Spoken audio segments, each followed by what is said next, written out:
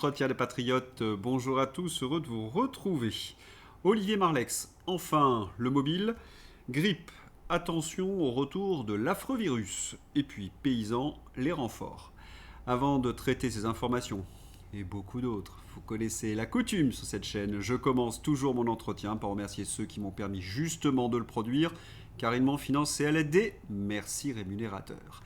Et aujourd'hui sont à l'honneur des fidèles parmi les fidèles Bernard Faucher, Nina Lafrance, Christophe Dupin, Tiffé Rett, Pierre Chaudron, ma chère Fernande Richter et Philippe Bowen. Merci à eux du fond du cœur. Et puis, je tenais à vous remercier pour votre soutien inconditionnel. Oui, il faut aider la réinformation en ces temps, vous le savez, de très graves menaces sur la liberté d'expression. Comment faire ? C'est simple, il suffit de lever le petit pouce, écrire de gentils messages, diffuser sur d'autres réseaux sociaux et puis surtout, n'oubliez pas d'activer votre cloche notification. Merci à tous. Olivier Marleix, souvenez-vous, le 7 juillet 2025, c'est le choc et la tristesse. Nous apprenons la mort par pendaison du député LR, dans des circonstances très étranges. Le médecin légiste de Rouen, qui a procédé à la levée du corps, a constaté une pendaison incomplète, les pieds touchant le sol. Un mois auparavant, c'était Éric Denessé, spécialiste de géopolitique, ancien de la DGSE, qui était retrouvé mort dans des circonstances tout aussi étranges. Le point commun entre les deux hommes ? De farouches opposants à Emmanuel Macron. Écoutez, par exemple, Olivier Marleix sur le budget Le Maire Macron. Oui, il y a eu un maquillage des comptes du pays qui est d'une grande gravité. Tout ça pour ne pas affoler les agences de notation. Cette communication d'ailleurs permanente qui est faite. Les mots sont forts, maquillage des comptes, mais ô combien juste à la lueur de ce que nous savons sur le budget français. Marleix était donc un infatigable pourfendeur de cette corruption macroniste, au nom d'une certaine idée de la France. Son frère Romain lui rend hommage sur CNews. C'est, je dirais, d'abord le livre d'un patriote, et ensuite, je dirais, le livre d'un honnête homme. Voilà, je pourrais quasiment m'arrêter là. Si je devais un petit peu plus développer, je dirais que c'est un livre d'un amoureux de la France, le livre d'un amoureux des Français. Sa disparition fut donc une divine surprise pour la Macronie. D'autant qu'Olivier Marleix se préparait à livrer deux importants combats contre Emmanuel Macron. 4 ou 5 jours avant sa mort, Olivier Marleix réfléchissait à déposer une proposition de loi pour empêcher Macron de modifier la doctrine de la dissuasion nucléaire. Oui, merci à son frère Romain. Et il voulait également mettre en place une nouvelle loi Sapin 3, pour mieux lutter contre la corruption au sommet de l'État, précise donc Romain Marleix. C'est ce fameux pacte de corruption qu'Olivier Marleix ne cessait de dénoncer au micro des médias sur LCP il y a quelques années. Notamment le secrétaire général adjoint de la présidence de la République de l'époque, Emmanuel Macron, oui. Passe comme par hasard à l'automne 2012, commande d'une étude très précise. Qu'est-ce qui se passe si Bouygues se désengage d'Alstom ? Et à ce moment-là, en réalité, l'État acquiesce. Et c'est là qu'il y a un vrai problème, c'est là qu'il y a un scandale d'État, parce que la procédure, elle n'est pas entre les mains du secrétaire général de la présidence de la République. La procédure, s'agissant de la protection de flora industrielle, elle est entre les mains du ministre de l'économie, qui en l'occurrence a été court-circuité. Olivier Marleix, donc, sur Alstom, c'est 600 millions d'honoraires en cabinet conseil, en avocat, en banque d'affaires, en boîte de communication, d'où le surnom de Mozart de la finance. Régis de Castelnau affirme avoir reçu des confidences d'Olivier Marleix, décédé depuis, dans des conditions qui interrogent, selon lesquelles près de 600 millions d'euros de commissions auraient été versés lors de la vente d'Alstom à General Electric à toute une série de personnes dont beaucoup ont financé sa campagne électorale. Ces deux derniers combats, donc la lutte contre la corruption et la volonté de conserver la dissuasion nucléaire française, auraient-elles précipité sa mort ? Les mobiles, en somme ? Je vous laisse juge. Autre sujet où la corruption éclate à la une de nos journaux, la guerre à l'Est. Malgré des centaines et des centaines de milliards injectés, le régime kievien est au bord de la faillite. Le Figaro.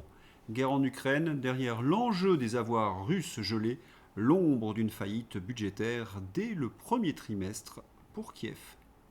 Pour les bellicistes européens, La continuation de la guerre n'était possible que si les européistes volaient le magot des Russes qui étaient déposés dans la banque belge Euroclear. Mais patatras, colossale défaite pour Merz. Comment le plan de Merz, lors du sommet de l'Union européenne sur les avoirs russes gelés, s'est retourné contre lui. La France s'est rangée aux côtés de la Belgique, de l'Italie, d'États plus petits, pour soutenir un financement de l'Ukraine levé sur le budget de l'Union européenne. À Berlin, ce retournement de veste ne passe pas. Selon le Financial Times, Macron a trahi Merz et il sait qu'il en paiera le prix. L'opposition entre Macron et Merz sur la saisie des actifs russes, rapportée par le Financial Times, met en lumière un changement dans les relations franco-allemandes. Tandis que l'Allemagne pousse à l'action, la France s'inquiète des implications légales et financières, illustrant une Europe de plus en plus divisée. Pour bien comprendre ce retournement de veste, il faut revenir à ce que dénonçait Olivier Marleix, le budget de la France. Oui, la France a un déficit record. Elle a donc besoin de se financer sur les marchés financiers, d'emprunter. Et saisir les avoirs russes gelés aurait augmenté mécaniquement les taux d'intérêt pour la France. La ruine. C'est d'ailleurs ce que prédisaient tous les analystes. Et la conséquence est là, c'est l'abandon de l'Ukraine. Cette phrase est lunaire. L'Europe a montré que beaucoup de ses États membres choisiront toujours leurs propres intérêts plutôt que les besoins de l'Ukraine. Qui choisirait les intérêts d'autrui avant les siens ? Macron a donc menti, une fois de plus, me direz-vous, mais cette fois-ci, c'est à son ami Zezette. Rappelez-vous, que de mamour, que d'embrassades, que de papouillage devant les caméras. Et ces paroles, nous allons soutenir l'Ukraine jusqu'au bout, nous défendons l'Europe avec l'Ukraine, et autres sornettes. Et pan, un coup de poignard dans le dos. C'est vraiment à se tordre. Il y a autre chose aussi qui a pris un coup dans l'aile, c'est toute la propagande européiste. Urgent, la Russie ne s'arrêtera pas à l'Ukraine. Selon Reuters, les services de renseignement américains estiment que Poutine veut s'emparer de toute l'Ukraine et des anciennes républiques soviétiques, etc. etc. Urgent, un Fox, zéro rapport de la CIA, le tweet cite des fuites ou briefings internes non publics, relayés par des sources anonymes, le livreur Uber.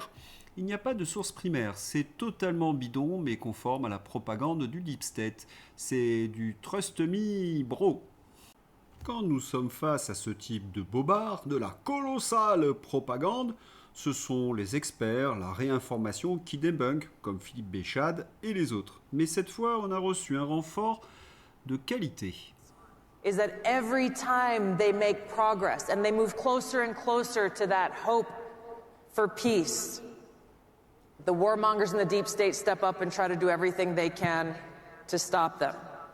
Predictably, they use the same old tactics that they've always used. The deep state within the intelligence community weaponizes intelligence to try to undermine progress. They leak it to their friends in the mainstream propaganda media to try to spread this and push a false narrative. They foment fear and hysteria as a way to justify the continuing of the war and their efforts to undermine President Trump's efforts towards peace. And do so specifically in this case in order to try to pull the US military in. Eh oui, c'est de la propagande. La patronne du renseignement américain, Tulsi Gabbard, contredit Reuters sur les visées expansionnistes de Poutine en Ukraine et en Europe. Mais comment voulez-vous que la Russie envahisse l'Europe ? L'OTAN possède l'arme nucléaire. La propagande européiste ridiculisée une fois de plus par les Américains. Et pendant ce temps-là, les négociations continuent entre les Russes et les Américains et les Ukrainiens. Umerov, l'Ukrainien, a demandé au chef du FBI de le protéger du Naboo.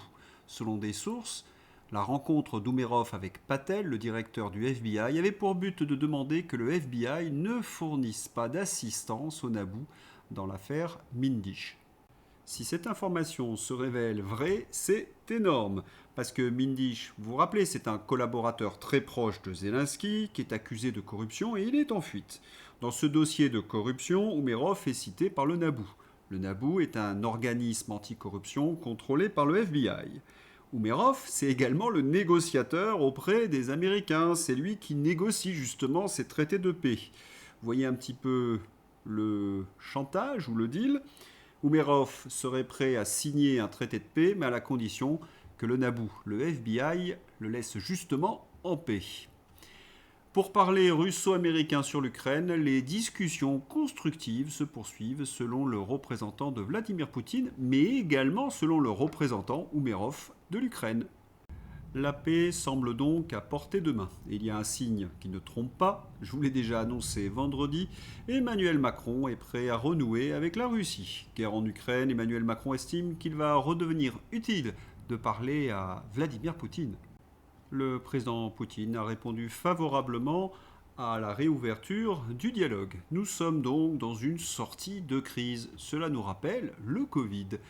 2022-2025, même stratégie de communication.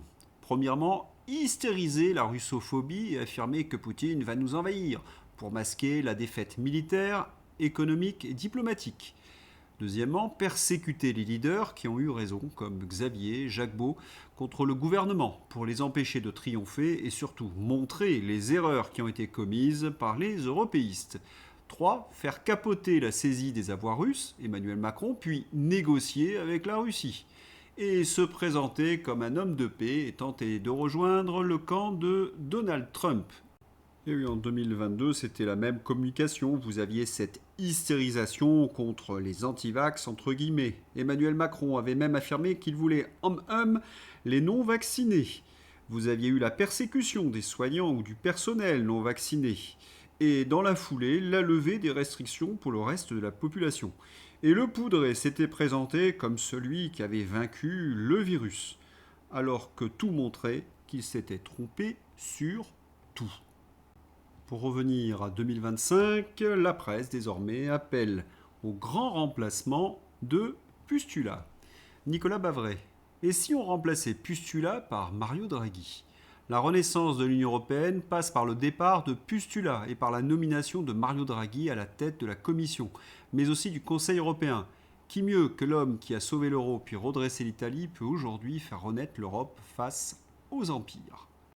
Mais attention, ne nous trompons pas, Draghi est un européiste enragé, c'est un homme donc très très dangereux. C'est la face la plus libérale de Davos. Cela indique seulement que le système veut purger ceux qui ont échoué. Mais aux États-Unis, ça pousse. La France se dirige vers une situation de guerre civile, cela ne fait aucun doute à mes yeux. Et je ne me suis jamais trompé sur l'Europe. On ne peut pas maintenir un État-providence tout en ouvrant le pays sans limite. C'est une contradiction fondamentale. Steve Bannon. Comme vous le savez, Trump soutient toutes les forces politiques conservatrices en Europe. Il y a une raison de politique intérieure pour Donald Trump. Il veut affaiblir les progressistes. Et oui, beaucoup de progressistes ont trouvé refuge en Europe. Et pour Trump, il faut absolument nettoyer cette infection progressiste et en quelque sorte les alliés du Parti démocrate. Et il tape de plus en plus fort. Breton, Pustula, Barrot, les eurodéputés, etc. interdits de séjour aux États-Unis. Ça y est, un sénateur américain vient de lancer la charge. Euractiv en parle ce jour. Il vient d'appeler par une lettre rendue publique l'administration Trump a imposé des restrictions de visa et de voyage aux responsables européens chargés de l'application du règlement européen sur les services numériques, le fameux DSA qui nous pourrit la vie. Il y va sans détour, comme l'administration américaine elle-même. L'initiative du sénateur Eric Schmidt en faveur de restrictions de voyage s'inscrit dans une dynamique d'escalade plus large. Elle intervient quelques jours seulement après que le ministre américain du Commerce a menacé d'imposer des mesures de rétorsion économique contre des entreprises européennes opérant aux États-Unis, en réaction à ce que Washington qualifie d'amende discriminatoire visant les géants technologiques américains. La lettre dénonce les individus et entités étrangères impliqués dans cette atteinte à notre liberté d'expression. Eric Schmidt y évoque aussi l'élaboration en cours d'une législation américaine destinée à lutter contre ce qu'il décrit comme une censure étrangère. Les régulateurs étrangers tentent d'imposer de nouvelles lois radicales en matière de censure aux plateformes de réseaux sociaux basées aux États-Unis, telles que X, écrit-il, qualifiant le DSA de principale loi utilisée par l'Union européenne pour imposer les normes européennes en matière de censure. Oui, cher Florian, il faut être impitoyable avec les censeurs et les tyrans. Mais vous savez ce qu'il y a de particulièrement sale dans le DSA? C'est que vous ne savez jamais si vous êtes dans le collimateur. C'est insidieux. C'est du shadow ban, de la granularité, comme ils disent. C'est de la restriction sans que vous soyez averti. Cela remet en cause non seulement la liberté d'expression, mais également les droits fondamentaux des individus à se défendre. Mais revenons à l'Est. Pour Macron, la guerre lui a permis d'éviter un débat sur sa gestion de la pandémie. Aux USA, ce débat a eu lieu. C'est ce qu'on appelle les Lab Leaks. La Maison-Blanche a créé un site pour dénoncer les mensonges sur le Covid. Il pointe Fauci et les médias qui ont menti sur l'origine du virus. En France, rien, aucune remise en cause, aucune commission, aucun procès. La moindre critique la plus factuelle est de suite taxée de complotisme anti-vax. Et pire, ceux qui ont menti surtout sont encore là. Et avec la grippe, oui, c'est le retour des affreux. Mathias Wargon. Contre la grippe, Mathias Wargon, chef des urgences à l'hôpital de La Fontaine. Il faut rendre la vaccination obligatoire, sinon on ne les reçoit pas à l'hôpital. Quelqu'un peut rappeler à Mathias qu'en tant que docteur, il a prêté serment, le serment d'Hippocrate, et qu'il doit donc soigner tout le monde sans distinction, que les gens qui sont malades ont des droits, d'autant qu'ils ont cotisé pour cela. Ces propos sont donc au-delà de l'ignoble. Mais on a l'habitude avec Mathias Wargon. Le médecin de plateau Mathias Wargon, mari de l'ex-ministre macroniste, appelle à la vaccination obligatoire grippe de tous les plus de 65 ans. Sinon, on ne les reçoit pas à l'hôpital. On remarquera un strict copier-coller sur ce qui était dit du temps de Covid. Si on ne le fait pas, le système hospitalier ne tiendra pas. Ainsi, désormais, la grippe elle-même mettrait en danger le système hospitalier. Une sacrée nouveauté qui montre comment ils veulent, par tous les moyens, y compris les propos les plus délirants et monstrueux, imposer leurs mesures pro-Big Pharma. Résistance, bien évidemment. Il faut également rappeler que ce sont ces macroniers qui ont fermé des milliers et des milliers de lits d'hôpital et qui ont fermé des cliniques. Les spécialistes avaient prévenu. À la moindre grippe, l'hôpital, n'ayant plus assez de lits, ne pourra plus accueillir les malades. Eh bien, c'est fait.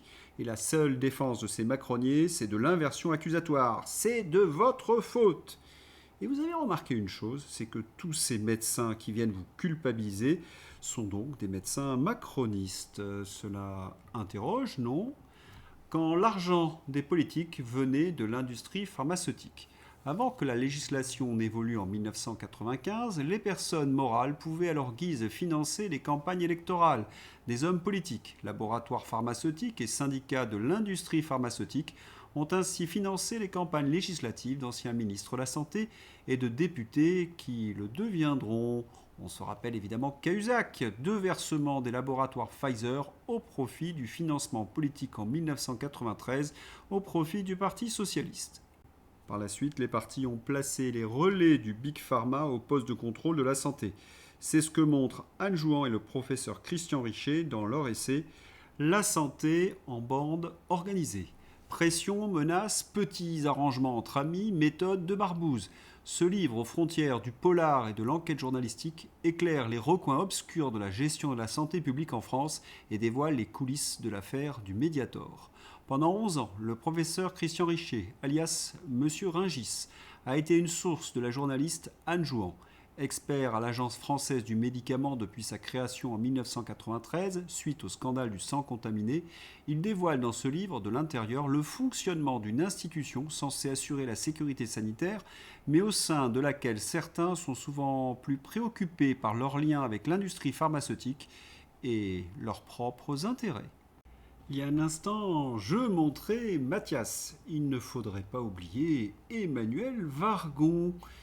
Parce que Anne Jouan en parle. Il y a aussi l'exemple du Vioxx, un anti-inflammatoire utilisé pour soulager notamment les douleurs de l'arthrose en 2004. Oui, en 2004, il est retiré du marché mondial en raison de ses risques cardiaques. Le médicament a fait que 40 000 morts aux États-Unis. En France, où 500 000 personnes en ont consommé, il n'y a officiellement aucun décès car on n'a jamais réalisé de décompte. Le système cardiovasculaire des Français serait-il plus robuste que celui des Américains? Un an après l'arrêt de la commercialisation du Vioxx, Emmanuel Vargon, alors numéro 2 de l'Agence du médicament, expliquait au Sénat qu'il lui était plus adéquat de prendre une mesure alternative à un retrait du marché, le Vioxx ayant de réels bénéfices. Des bénéfices sans aucun doute, ceux par exemple que l'on touche lorsqu'on dîne avec les grands laboratoires. La santé en France vous donne envie de vomir. Mais voyons maintenant le patron de tous ces macronniers, le poudré lui-même, le Mozart de la finance. La dette française augmente encore et s'établit parmi les pires d'Europe. Une augmentation de près de 66 milliards d'euros entre juillet et septembre. Et dans la foulée, de nouvelles hausses d'impôts. Amélie de Montmachin annonce de nouvelles hausses d'impôts.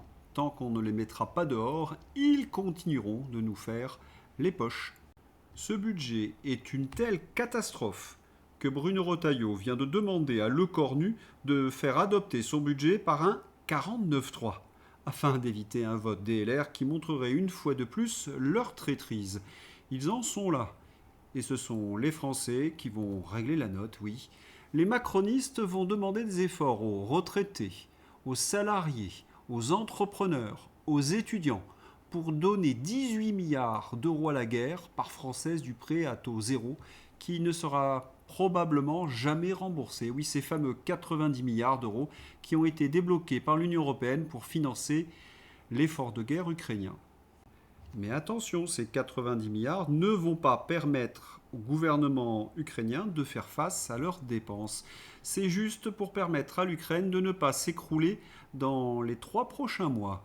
Jean Nono Barrot, le censeur, historique. L'Europe s'accorde sur un emprunt commun, 90 milliards d'euros.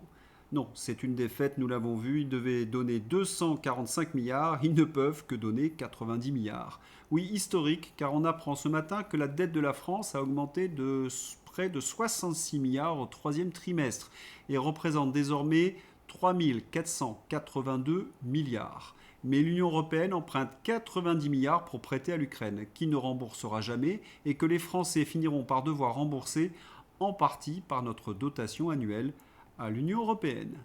Et c'est ce même État socialiste macroniste qui essaie de nous piquer le moindre sou. L'argent de poche et les dons familiaux devront être déclarés dès 2026. L'État macronnier ne sait pas assurer la sécurité dans nos rues, mais il veut rentrer dans nos maisons pour tout savoir sur ce qui s'y passe. Contrôler l'argent de poche, mais laisser libres les délinquants.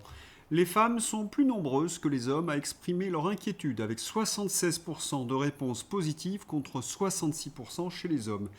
Près des 3/4 des Français ne se sentent plus en sécurité nulle part. Et dans certains endroits, c'est carrément des coupes-gorges. Une artère de Paris sous la coupe de la mafia afghane. Reportage effrayant sur ce quartier de Paris entre les mains des Afghans et où les femmes ont totalement disparu. Pour info, la députée de la France Insoumise de ce quartier est Danielle Obono, élue au premier tour en 2024 et qui va devenir certainement maire de cet arrondissement dans 3 mois. C'est quand même fou. La France est gangrénée par le narcotrafic, le communautarisme, la délinquance. Et quelle est la priorité du gouvernement en matière de sécurité ? Réprimer le monde paysan. Crise agricole, le gouvernement ne tolérera plus de nouveaux blocages, affirme la porte-parole Maude Bréjon. Ce pays qui tolère tout, sauf la colère des agriculteurs. Une question simple, d'où elle parle, la Maude ? Elle est la porte-parole d'un gouvernement sans majorité et par essence donc illégitime, et qui refuse de se confronter au vote des Français, elle refuse la dissolution. Oui, ils ont peur d'être délogés, et dans le même temps ce sont eux qui négocient des accords qui vont à l'encontre des intérêts nationaux. L'Union européenne signera l'accord commercial avec le Mercosur le 12 janvier au Paraguay. La Commission européenne prévoit de signer l'accord commercial avec le Mercosur, donc le 12 janvier au Paraguay, ont confié 2 diplomates et un député européen à Euractiv. Je rappelle que l'Assemblée nationale a voté contre cet accord et que 80% des Français jugent que le gouvernement n'est pas à la hauteur depuis le début de la crise agricole. Et près de 78% des Français soutiennent le monde agricole. Quelle est la stratégie du gouvernement pour contourner cette colère populaire ? Toujours la même, la saleté. Charlotte Dornelas. Même la rhétorique depuis quelques jours il y avait des casseurs infiltrés, je sais pas quoi, à côté de la ferme. Mais vous nous prenez pour des idiots ou quoi ? En fait, il y a des manifestations entières de casseurs revendiqués dans lesquelles on n'a jamais vu ni d'hélicoptère ni de blindés, en fait. Donc là, je veux bien cette rhétorique, mais elle a pour but... Oui, je veux bien de cette rhétorique. Elle a pour but de se garder la possibilité de transformer cette crise-là en question de maintien de l'ordre uniquement, ce qui évite aux politiques de devoir répondre aux agriculteurs et de faire passer en douce l'agenda mondialiste. Industrie en délocalisant, et après l'industrie, en fait, c'est l'agriculture. C'est ça, hein. Mais bien sûr. C'est hallucinant. Mais ces gens sont des mondialistes, Pascal. Vous avez raison. Ils défendent pas... Alors, attendez... Eh oui, ils veulent trucider notre agriculture après notre industrie. Et pourquoi en fait ? Pour pouvoir importer des produits agricoles sud-américains dangereux pour la santé. On se pince. Ah ben oui, mais les produits agricoles sud-américains, ils répondent pas non plus à nos normes environnementales, mais par contre, on vous les fait rentrer totalement détaxés. C'est deux injonctions qui sont totalement contradictoires et qui fait qu'on ne comprend plus rien du tout à ce que veut l'Europe pour son agriculture. Mais oui, ces deux injections sont totalement contradictoires. Augmenter les taxes sur les engrais russes, marocains, égyptiens, ils ne répondent pas aux normes écologiques. C'est la taxe carbone. Et en même temps, suppression des taxes sur les produits agricoles sud-américains qui ne répondent pas aux normes écologiques. On ne comprend plus rien du tout à ce que veut l'Union européenne pour son agriculture. C'est incompréhensible. Mais derrière cette incohérence, il y a une logique allemande. On découvre qu'on va aller sacrifier l'essentiel de nos agriculteurs pour sauver les bagnoles allemandes. C'est ça la réalité. Est-ce que nous, Français, pouvons nous laisser faire cela ? Et en plus, c'est dangereux pour la santé. Bœuf brésilien aux hormones, quel risque pour la santé des consommateurs ? Eh bien, c'est important. L'Union européenne a récemment découvert que du bœuf brésilien importé contenait de l'estradiol, une hormone cancérigène interdite sur notre territoire. Le Mercosur, c'est la malbouffe. C'est abîmer notre santé tout en détruisant nos agriculteurs. C'est pas possible, ça suffit. Et quand c'est pas du bœuf aux hormones, c'est du poulet ukrainien aux toxines. On parle beaucoup, à raison, du Mercosur et des dégâts qu'il occasionnerait à l'agriculture française. Mais il ne faudrait pas oublier la concurrence déloyale et épouvantable que l'agriculture ukrainienne fait à la nôtre depuis que l'Union européenne a ouvert grand les marchés. Il faut donc soutenir à tout prix nos agriculteurs, faire preuve de grande fraternité, un peu comme ces chefs étoilés. Philippe Etchebest, chef cuisinier, meilleur ouvrier de France, apporte son soutien aux agriculteurs. C'est le deuxième chef étoilé après Franck Putella à se rendre sur un blocage paysan. Si vous êtes près d'un blocage, n'hésitez pas à les soutenir, donc nos agriculteurs. Aujourd'hui, c'est Arras. Fierté de voir nos agriculteurs ne plus céder un pouce de terrain. La souveraineté alimentaire ne peut plus s'effondrer. L'inécoute de notre pays, cela ne fonctionne plus. Tous les partis politiques doivent soutenir nos agriculteurs qui se battent pour nous. Et puis je vous mets ces belles images dans ma description. Les agriculteurs qui chantent la Marseillaise devant les forces de l'ordre. En 20 ans de police, je n'avais jamais vu cela. Cette vidéo prend aux tripes. À Brive, les paysans refusent la confrontation avec nos gendarmes et chantent la Marseillaise. Ceux qui nous nourrissent respectent ceux qui nous protègent. Comment Macron peut-il être si inhumain ? Il y a ce geste aussi qui peut sauver bien des exploitations. Stop à la déconsommation française. Soutenez nos agriculteurs. Comment ? Eh bien, en ouvrant les yeux lors de vos courses de fin d'année. Pour les fêtes de Noël et du Nouvel An, achetons français. Voilà, il est temps d'ouvrir la page Fantaisie avec l'anniversaire de notre président de la République. Oui, il est né le 21 décembre. Les agriculteurs lui ont fait un beau cadeau devant sa villa du Touquet. Du purin, des pneus, de la terre et des détritus ont été déversés par les agriculteurs devant la maison d'Emmanuel et Brigitte hier au Touquet. Joyeux anniversaire, président! Face à cette séquence catastrophique, économique et budgétaire, que fait le poudré ? Vous le connaissez, il détourne l'attention. J'ai décidé de doter la France d'un nouveau porte-avions. J'ai décidé. Encore un élément de preuve de son comportement d'adolescent mal dégrossi. Et puis c'est juste un effet de com' puisque ce porte-avions est déjà budgété depuis 2023. pour Emmanuel Macron, Jean Castex serait le meilleur rempart contre le Rassemblement national en 2027. Il est vraiment certain que ce n'est pas Valérie Hayé? Bien vu. Les macronistes font campagne et c'est pas facile. C'est quel parti? C'est le centre. C'est Macron du coup. Anciennement Macron. Ah bah, ça sera sans moi du coup. Bravo monsieur, merci et au revoir. C'est une séquence assez drôle parce que la macroniste Spilbou là, est humiliée à chaque fois qu'elle rencontre des Français. Et ce qui est fascinant, c'est qu'elle cache aux électeurs qu'elle est macroniaise. Elle en a honte, elle dit centre, mais quand on lui pose la question, eh bien, c'est l'humiliation garantie. Safe place pour les mecs, une safe à la place pour les meufs. Rue Marx d'Ormois à Paris, comment les femmes s'adaptent. Quand tu votes pour que ta ville devienne Kaboul et que tu chouines parce qu'elle est devenue Kaboul. Le calendrier de l'Avent du Cercle Aristote. La banquise arctique devait totalement disparaître l'été à partir de 2015 ou 2016. Nous sommes 10 ans après et non. Pour les prophètes de malheur, l'escrologie est un business juteux.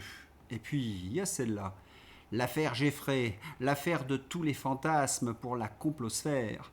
Un article qui a mal vieilli.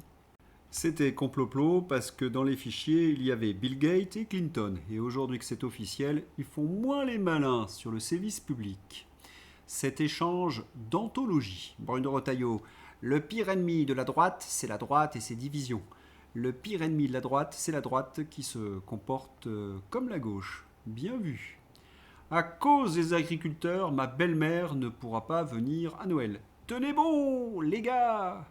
Voilà, c'est tout pour aujourd'hui. Je vous souhaite une excellente journée. À bientôt. Au revoir.